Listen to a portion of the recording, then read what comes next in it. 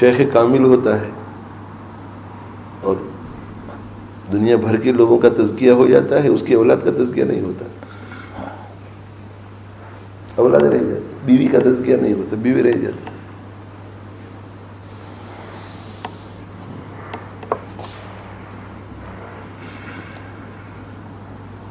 ارباب معرفت نے لکھا ہے، مشائخ نے لکھا ہے کہ بیوی رہ جاتی ہے، اولاد رہ جاتی ہے اور خادم رہ جاتا ہے. خادم محروم رہ جاتا ہے، اولاد محروم رہ جاتی ہے اور بیوی بھی محروم رہ جاتی ہے. اس کے بعد پھر جو جتنے قریب ہوتے ہیں، اس لیے کہ اہمیت نہیں رہتی، مقصد فوت ہو جاتا ہے، تصویف میں رہتے ہیں.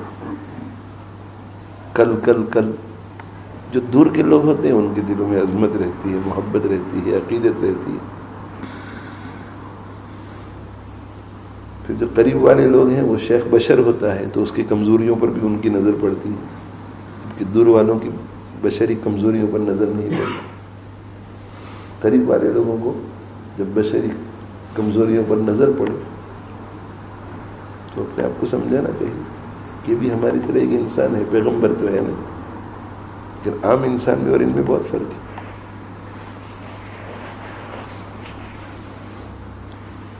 میرے اور ان میں بہت فرق ہے.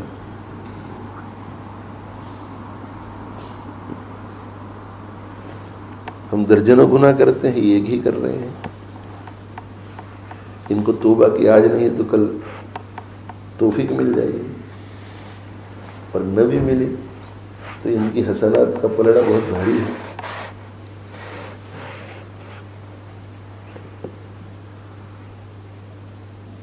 اسی لیے حضرت حکیم الامت تھانوی رحمۃ اللہ علیہ فرماتے ہیں کہ شیخ کے ساتھ عقیدت بھی ہو اور محبت بھی ہو،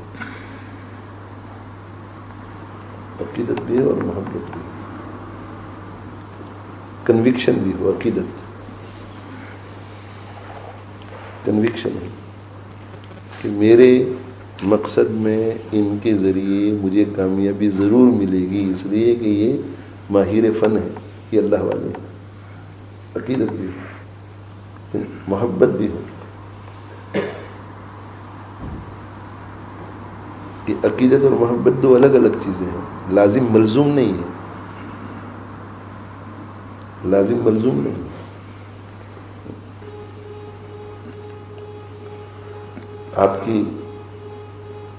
آپ کے خاندان کی کسی خاندان سے لڑائی ہوگی اور پھر وہ سالہ سال تک وہ لڑائی چلی، اور وہ دوسرے خاندان میں جو جن سے آپ کو دشمنی ہے ایک ہارٹ کا بہت ہی اعلیٰ درجے کا اسپیشلسٹ ہے. آپ کو عقیدت تو ہے کہ پورے شہر میں اس جیسا کوئی نہیں، لیکن محبت نہیں ہے آپ کو اس سے، تو آپ اس کے پاس جانا گوارا نہیں کریں گے.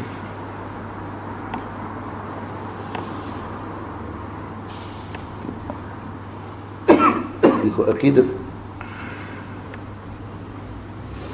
دوسرے حلقے کا آدمی ہے، یعنی دوسرے فرقے کا آدمی ہے، دوسرے مسلک کا آدمی ہے، اور آپ صاحب علم ہیں. آپ نے اس کی کتابیں پڑھی تو آپ کو لگا کہ واقعی صاحب علم آدمی ہے. دیکھو عقیدت ہو گئی ہے آپ کو اس کی کتابیں پڑھ کر کے، عقیدت ہوئی ہے آپ کو، لیکن محبت نہیں ہوگی آپ کو. اور کبھی ایسا ہوتا ہے کہ محبت ہوتی ہے، عقیدت نہیں ہوتی. مثال کے طور پر والد ہیں ہمارے، اپنے والد اتنے ہوشیار نہیں بیچارے، بولے بھالے، غلطیاں بہت کرتے ہیں، سودا سلف میں بھی غلطیاں کرتے ہیں. 5,000 کی گاڑی 2,000 میں بیچ کے آ جاتے ہیں، تو دل آپ کا یہ کہتے ہیں کہ ہی از گڈ فار نتھنگ، لیکن محبت ہے آپ کو. اگر یہ پتہ چلے کہ بیمار ہو گئے ہیں تو دل تڑپ جائے گا. عقیدت اور محبت دو الگ الگ چیزیں ہیں. بیعت ہونے کے لیے دونوں چیزیں شرط ہے، عقیدت بھی ہو اور محبت بھی ہو. کنوکشن ہو کہ جس مقصد کے لیے میں ان کو اپنا شیخ بنانا چاہتا ہوں یہ بالکل ٹھیک ہے اس معاملے میں. اور نمبر 2 مجھے محبت بھی ہے. اور اس کے بعد 2 شیخ ہیں، دونوں سے عقیدت بھی ہے، دونوں سے محبت بھی ہے. پہلے تو یہ کہ دو شیخ ہیں، دونوں سے عقیدت ہے. عقیدت تو تمام مشائخ سے ہے نا الحمدللہ. بہت کم ایسا ہوگا کہ جہاں عقیدت نہیں ہوگی، ورنہ عموماً عقیدت ہوتی ہے بڑے بڑے بزرگوں سے، لیکن سب سے محبت نہیں ہوتی. عقیدت بھی ہے، محبت بھی ہے، دونوں سے عقیدت ہے، مگر محبت ایک ہی سے ہے، تو جس سے محبت ہے اس کی طرف جاؤ. دونوں سے عقیدت بھی ہے، دونوں سے محبت بھی ہے، اب کس کی طرف رجوع کریں؟ تو دیکھو کہ کمپیٹیبلٹی کہاں زیادہ ہے. ایک دوسرے کی بات سمجھ تو سکیں، کس اینگل سے یہ آ رہا ہے، کیا کہنا چاہ رہا ہے. مناسبت، کنجیالٹی. تو میاں بیوی میں بھی دونوں بہت خوبصورت ہیں، دونوں بہت ذہین ہیں، مگر دونوں میں کمپیٹیبلٹی نہیں ہے. جو ایک طبعی مناسبت ہوتی ہے، تو طبعی مناسبت جہاں کہیں دو آدمی ایک ساتھ چلنا چاہ رہے ہیں لائف میں، میاں بیوی، یا یہ کہ بزنس پارٹنر، یا یہ کہ استاد محتمم، استاد شاگرد، ایمپلائر ایمپلائی، تو مناسبت ضروری ہے، طبعی مناسبت. طبعی مناسبت جہاں نہیں ہوتی وہاں بہت جلدی بریک ہو جاتے ہیں، ایک دوسرے سے ٹوٹ جاتے ہیں. تو یہ بھی لائف لانگ تعلق رکھنا ہے ہمیں، تو پھر مناسبت کو دیکھیں. تو تین چیزیں دیکھنی ہیں: عقیدت، محبت اور مناسبت. جہاں یہ چیز نظر آ جائے تو پھر دیر نہیں کرنے کی. استخارہ کرو، مجلس میں چند مرتبہ جاؤ، اطمینان رہے، استخارہ کرو. استخارہ کرنے کے بعد فوراً اپنا اصلاحی تعلق شروع کر دو، بیت ہو جاؤ، اصلاحی تعلق شروع کر دو. جو مقصود ہے اصلاح. اور عقیدت کا معنی یہ نہیں ہے کہ یہ پوری دنیا میں سب سے بڑے بزرگ ہیں، نہیں. میرے لیے پوری دنیا کے جتنے مشائخ ہیں ان میں سے سب سے زیادہ نفع بخش اور بینیفیشل ہے. بس اتنی عقیدت کافی ہے.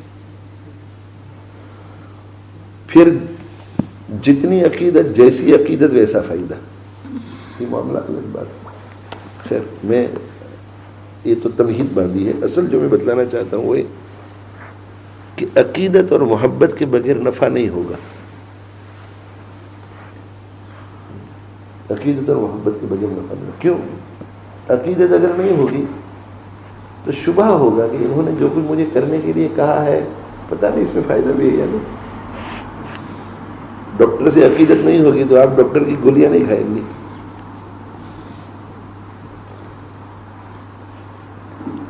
اس لیے کہ دل میں ڈاؤٹ ہوگا. عقیدت اور عقیدت تو ہے کہ ڈاکٹر نے جو گولیاں مجھے دی ہے بالکل ٹھیک ہے، مگر ڈاکٹر سے محبت نہیں ہے تو جو مشکل اگر وہ دوا آ گئی تو آپ ڈاکٹر کی بات نہیں مانیں گے. محبت میں اطاعت ہوتی ہے. ان المحب لمن یحب مطیع. تو عقیدت کی وجہ سے بالکل یقین ہوتا ہے کہ یہ جو کچھ مجھے کہہ رہے ہیں میری عقل میں آئے نہ آئے ٹھیک ہے. اور محبت اگر ہوگی تو وہ کام کرے گی. تو یہ دونوں چیزیں ضروری ہیں. حکیم محمد تھانوی رحمۃ اللہ علیہ فرماتے کہ ان دونوں چیزوں کے اندر بھی اصل محبت ہے. اصل محبت ہے. کیوں؟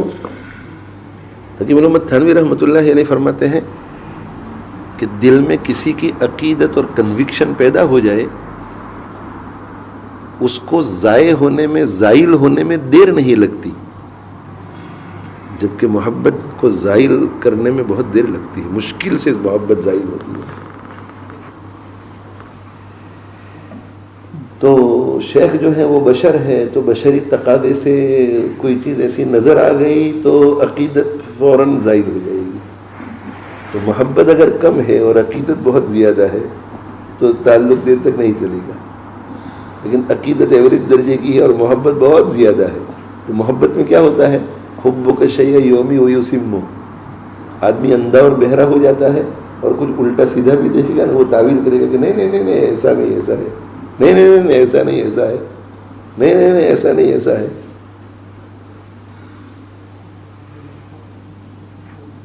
تعویل کرے گا. جی کہ محبت ہوتی ہے نا تبھی انسان ایسا کہتا ہے کہ وہ ہم سے زیادہ جانتے ہیں, وہ بہتر جانتے ہیں, وہ مجھے ایسا نظر آ رہا ہوگا مگر اس کے پیچھے کوئی نہ کوئی بات ہوگی. کہ محبت ہوتی ہے تو ہوتا ہے. تو حضرت تھانوی رحمۃ اللہ علیہ فرماتے ہیں کہ عقیدت کو بقا نہیں ہے اور محبت میں بقا ہے. تو محبت جب ہوتی ہے عقیدت میں بقا نہیں ہے, بہت جلدی زائل ہو سکتی ہے, تھوڑی سی کچھ معاملہ خراب ہو گیا, اور محبت جو ہے وہ دیر پا ہے. عقیدت بمنزلہ دودھ کے ہے اور محبت بمنزلہ پانی کی ہے. دودھ 24-48 گھنٹے میں بگڑ جاتا ہے, ذرا سی اس کو یہ ہو گئی تو بگڑ جاتا ہے, بہت سینسٹیو ہے وہ. اور محبت پانی کی طرح ہے, پانی مہینوں تک بھی پڑا رہے عموماً نہیں بگڑتا. تو محبت ہونی چاہیے اپنے شیخ کے ساتھ. حضرت تو یہ فرماتے تھے تھانوی رحمہ اللہ تعالیٰ کہ بھائی اصل چیز تو محبت ہے. تو کسی نے کہا کہ حضرت اصل چیز اتباع سنت نہیں, تو کہا اتباع سنت بھی تو محبت ہی سے آئے گی, اتباع بھی محبت ہی سے آئے گی. تو یہ جو کہتے ہیں کہ پیش مرشد ذلیل ہو جاؤ, تو ذلیل ہونے کا مطلب وہ دنیا والا ذلیل ہونا نہیں ہے. یہ ذلیل کا ایک معنی تو وہ ذلت والا, اور ذلیل کا دوسرا معنی فرما بردار, تابع. انی لہا بعیرها المذلل ان ادعرت رکابها لم ادعر حملتها اکثر مما حملت فهل جازیتها یا ابن عمر. وہ جو مشہور حدیث ہے نا کہ ابن عمر رضی اللہ عنہما کے پاس ایک صاحب آئے اپنی ماں کو اٹھائے ہوئے, تو انہوں نے کہا کہ میں نے ان کی بہت خدمت کی ہے, کندھے پر اٹھا اٹھا کے ان کو چلتا پھرتا رہتا ہوں, تو میں نے ان کی خدمت کا حق ادا کر دیا یا نہیں. تو حضرت ابن عمر رضی اللہ عنہ نے فرمایا کہ لا ولا بظفرۃ واحدۃ. جب درد ذہ اٹھا تھا تو ایک مرتبہ جو اس نے درد کی وجہ سے سانس لیا تھا اس کا بھی بدلہ تم تو نہیں دے سکتے. تو وہ جو شخص آیا تھا نا, اس نے اشعار میں سوال پوچھا تھا, استفتاء اشعار میں کیا تھا. انی لہا بعیرها المذلل, میں اس کی فرما بردار اونٹنی ہوں. یہ مذلل بالکل. تو پیش مرشد ذلیل ہو جاؤ. ذلیل کا یہی معنی ہے, پورے فرما بردار ہو جاؤ. پیش مرشد ذلیل ہو جاؤ, متبع بے دلیل ہو جاؤ, بغیر دلیل کی اتباع کرو.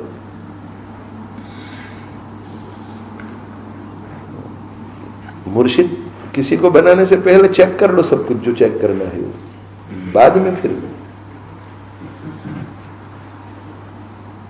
ہاں کھلم کھلا شریعت مطہرہ کے خلاف کوئی حکم کرے تو وہ معاملہ الگ ہے. متبع بے دلیل ہو جاؤ کا مطلب یہ نہیں کہ وہ کہے کہ میں نماز مت پڑھو تو مت پڑھو.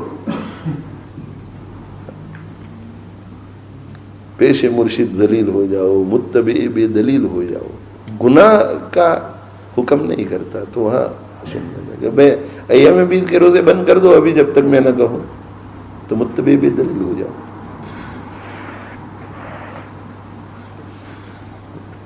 قرآن مجید کی تلاوت 3 پارے 2 پارے کر دو ابھی, یہ متبع بے دلیل. اشکال تو ہوتا ہے نا کہ 3 سپارے 2 کر دیے.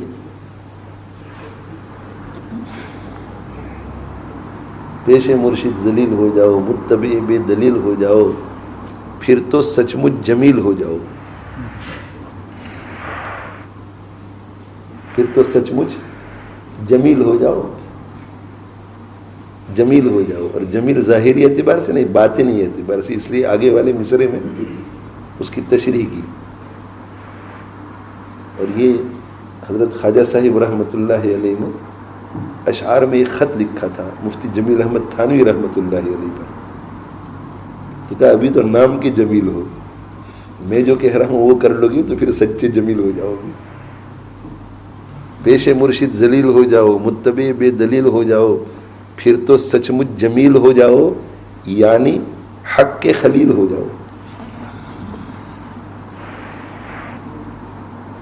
تب کسی ایسے مرید کو جس کے دل میں اپنے شیخ کی اعلیٰ درجے کی محبت نہیں ہے, اسے کہو کہ پیش مرشد ذلیل ہو جاؤ، کیسے ہوگا؟ تو پیش مرشد ذلیل ہونے کے لیے محبت چاہیے، اور متبع بے دلیل ہونے کے لیے عقیدت چاہیے۔ جب یہ دو چیزیں ہو جاتی ہیں تو پھر تو سچ مچ جمیل ہو جاؤ، یعنی حق کے خلیل ہو جاؤ۔ محبت اصل چیز، محبت اصل چیز۔ اب کسی نے حضرت تھانوی رحمۃ اللہ علیہ سے پوچھا کہ سب کچھ تو ذکر سے ہوتا ہے، ذکر کثیر سے دل صاف ہوتا ہے، ذکر کثیر سے ترقی ہوتی ہے، پھر شیخ کی کیا ضرورت ہے؟ تو تھانوی رحمۃ اللہ نے فرمایا کہ یہ بات تو صحیح ہے کہ جو کچھ ہوگا وہ ذکر سے ہوگا۔ اس کی مثال تلوار جیسی ہے کہ کاٹنے کا کام تو تلوار ہی کرے گی، مگر اس وقت کرے گی جب صحیح ہاتھ میں ہوگی۔ السیف بالسعید لا السعید بالسیف۔ تو ذکر جو ہے یہ تو تلوار ہے، ذکر تو صفائی کا کام کرتا ہے، لیکن ذکر کا طریقہ بتلائے اور وہ دل کا زنگ کیسے دور کرے، وہاں تک پہنچائے، ذاکر بنانے تک پہنچائے، اس کے لیے تو ایکسپرٹ ہے۔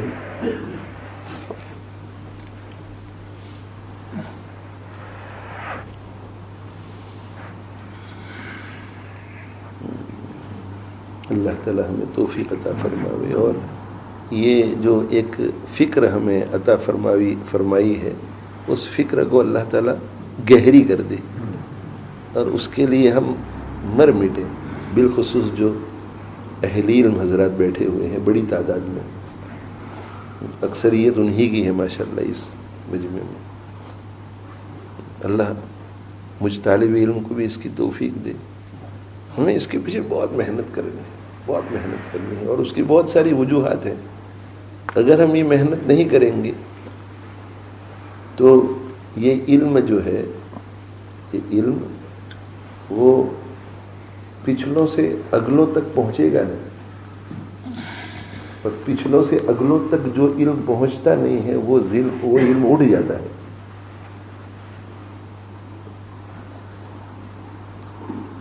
لیبلغ الشاہد الغائب، جو حاضر ہے وہ غائب کو بات پہنچائے۔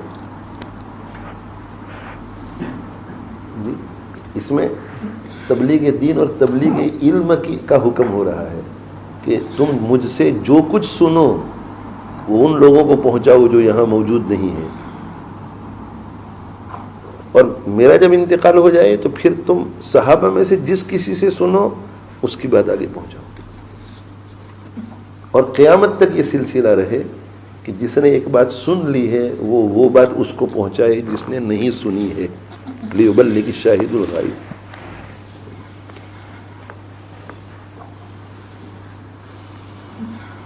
کیوں بھائی ایسا کیوں کرنا ہے؟ ایسا اس لیے کرنا ہے کہ جو حاضر ہے، حاضر اس نے جس نے سنا ہے، اس میں ایک کمزوری یہ ہو سکتی ہے کہ اس کی میموری اور حافظہ کم ہو۔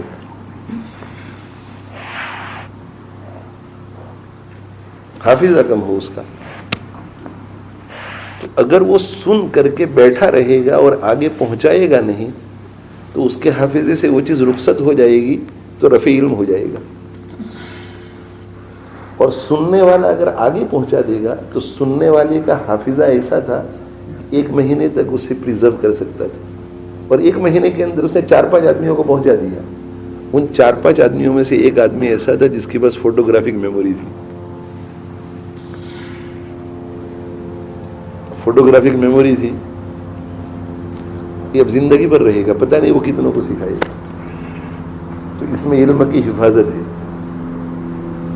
اور دوسرا، جس نے سنا ہے اس کے پاس اتنی باطنی بصیرت اور فقاہت نہیں ہے، تو خود ہی اس کو لے کر کے بیٹھا رہے گا، حافظہ بھی قوی ہے، کبھی بھولے گا نہیں، مگر اس میں سے کتنے نقطے نکالے گا؟ 1 نقطہ۔ کتنے مسائل کا استنباط کرے گا؟ 1 کا۔ ہو سکتا ہے کہ جو غائب ہے اس کو پہنچا دے، اس کی فقہی بصیرت اعلیٰ درجے کی ہے تو وہ اس سے 100 مسائل کا استنباط کرے۔ حضرت امام ابو حنیفہ رحمۃ اللہ علیہ اور حضرت امام ابو یوسف رحمۃ اللہ علیہ دونوں کا واقعہ ہے کہ الگ الگ واقعہ دونوں کا ایک ہی قسم کا کہ محدث کی مجلس میں بیٹھے ہوئے ہیں اور محدث بڑے استاد ان کے امام ابو حنیفہ کے استاد ان کے استاد امام ابو یوسف کے پوچھا کہ اس مسئلے میں آپ کی کیا رائے ہے؟ تو بہت سوچا اور ذہن میں نہیں آیا تو کہا کہ ابو یوسف تمہارے پاس کوئی علم ہے اس سلسلے میں؟ تو انہوں نے جواب دے دیا جائز ناجائز۔ امام ابو حنیفہ رحمۃ اللہ علیہ کا بھی ایسا واقعہ ہے کہ ابو حنیفہ تمہارے پاس اس سلسلے میں کوئی علم ہے؟ کہا کہ جی ہاں حضرت ہے۔ کہا جائز ناجائز کہہ دیا جو کچھ کہنا تھا۔ تو وہ محدث تھے، انہوں نے کہا کہ کس حدیث سے آپ نے استدلال کیا؟ دونوں واقعہ میں ایک ہی بات ہے، کس حدیث سے استدلال کیا؟ تو انہوں نے کہا کہ اسی حدیث سے جو آپ نے ہمارے سامنے بیان کی، اسی حدیث سے ہم نے استدلال کیا جو آپ نے ہمارے سامنے بیان کی۔ تو دیکھو ان کو یاد تو تھی مگر اس میں سے پوائنٹ نہیں نکال سکے، استنباط نہیں کر سکے۔ تو کیا کہا جا رہا ہے کہ جو بھی بات تم سنو وہ دوسروں کو پہنچا دو، اس لیے کہ رب مبلغ اوعى من سامع، اس لیے کہ جو مبلغ ہے جسے پہنچائی جا رہی ہے بات، وہ اوعى کے دو معنی لکھے ہیں شیخ الہند رحمۃ اللہ علیہ، احفظ اور افقہ۔ رب مبلغ اوعى احفظ من سامع، اس کا حافظہ زیادہ قوی ہوگا حاضر سے غائب کا، اور دوسرا افقہ من سامع، وہ زیادہ فقیہ ہوگا۔ تو اگر آپ آگے بات نہیں پہنچائیں گے تو رفع علم کا سبب ہوگا۔ پہلی صورت میں رفع علم کیسے ہوگا؟ آپ بھول جائیں گے تو وہ علم ختم ہو گیا۔ دوسری صورت میں اس علم سے آپ ایک پوائنٹ نکال سکیں گے، باقی جو 99 پوائنٹ دوسرا نکال سکتا تھا دین کی خاطر وہ نہیں نکال سکے گا، تو وہ 99 پوائنٹ کا رفع ہو گیا۔ اہل علم جو ہے وہ اگر اس علم کے پیچھے محنت نہیں کریں گے تو علم کا یہ حصہ جو ہے وہ رفع ہو جائے گا، اور جو علم ظاہر ہے، علم ظاہر اس کا خوب چرچا ہے، علم باطن کا چرچا بہت کم ہے۔ علم ظاہر میں کچھ نہ کچھ کوئی علماء میں سے ہر شخص لب کشائی کر لیتا ہے، جہاں علم باطن آتا ہے تو سب خاموش ہو جاتے ہیں۔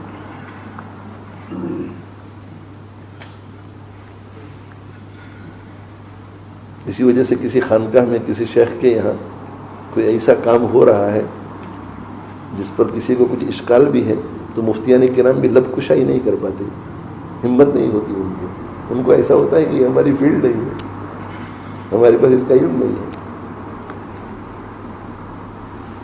ایک وجہ یہ ہے، اہل علم کو اس وجہ سے خوب محنت کرنی چاہیے۔ نمبر 2، اہل علم جو ہے وہ تو قوم کی کریم ہے، تو یہ دین کا جو باطنی حصہ ہے، دل والا حصہ ہے، اس کے بغیر ان میں کمال کیسے آئے گا؟ وہ سٹینڈ آؤٹ کیسے ہوں گے؟ تو سٹینڈ آؤٹ ہوں گے۔ نمبر 3، وہ لوگوں پر دینی محنت کرنے والے ہیں اور لوگ ان کی صحبت میں بیٹھتے ہیں، مسجدوں میں بھی ان کی صحبت میں بیٹھتے ہیں اور درسگاہ میں بھی ان کی صحبت میں بیٹھتے ہیں، اور صحبت کا اثر مسلم چیز ہے۔ اگر یہ اپنے اوپر محنت کر لے تو سوچیں کہ مکتب کے اندر جو استاد پڑھا رہا ہے وہ مزکہ مجلہ مصفہ ہے۔ اب یہ مزکہ مجلہ مصفہ شخص جو بیٹھا ہوا ہے اس کی صحبت میں روزانہ 2 گھنٹے بچے آئیں گے، تو 2 گھنٹے پورا سال روزانہ ہفتے کے 5 دن مجلہ مصفہ شخص کی صحبت مل رہی ہے، ایسے شخص کے دل کے قریب اتنی زیادہ آ بھی نہیں سکتا۔ اور دارالعلوم میں پڑھانے والے 6 گھنٹے کے اساتذہ سارے صاحب نسبت ہوں، مجلہ مصفہ ہو، مربع ہو، مربع تربیت یافتہ ہو، مربع ہو، تربیت یافتہ ہو، تو 6 گھنٹے عربی اول والے بیٹھیں گے ایسے اساتذہ کے پاس روزانہ، عربی دوم میں 6 گھنٹے، عربی صوم میں 6 گھنٹے، فارغ ہونے سے پہلے وہ خود صاحب نسبت ہو جائیں گے۔